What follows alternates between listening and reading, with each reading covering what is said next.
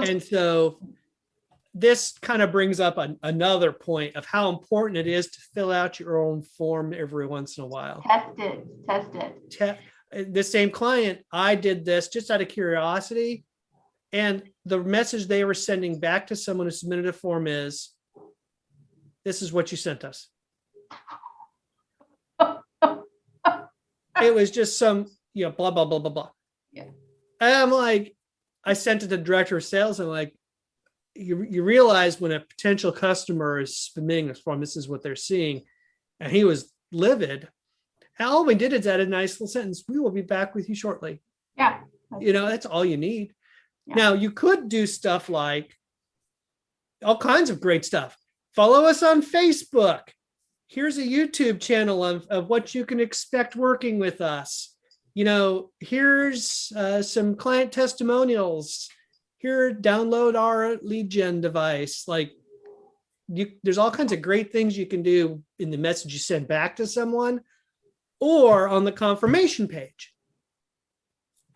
I've seen some really great confirmation pages that had YouTube videos where you get to meet the CEO and the CEO says, hey, so I'm looking forward to working with you.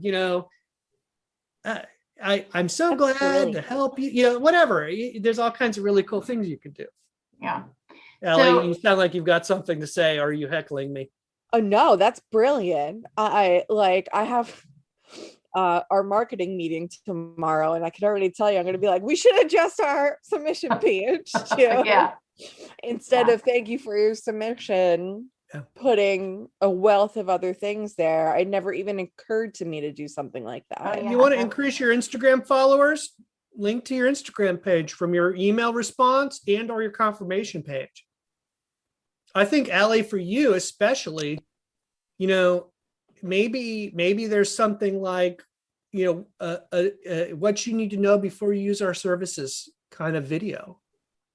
Maybe. I mean, what we do have a video called what is ABA?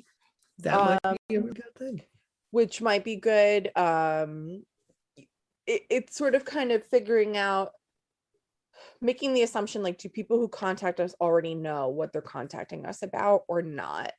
So I feel like usually people who contact us already do know.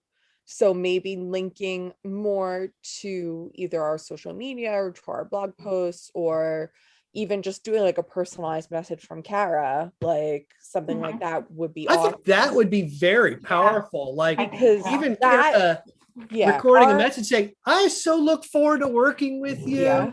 Here's some people that have worked with us, testimonials, so you've contacted the right place. Well, that would be powerful. The strongest feedback we've gotten has to do with how personal we are and how we highlight our employees. We actually just started a new campaign that I'm hoping is going to be successful, so previously each month we would highlight an employee, right? And we call it an employee spotlight and do that.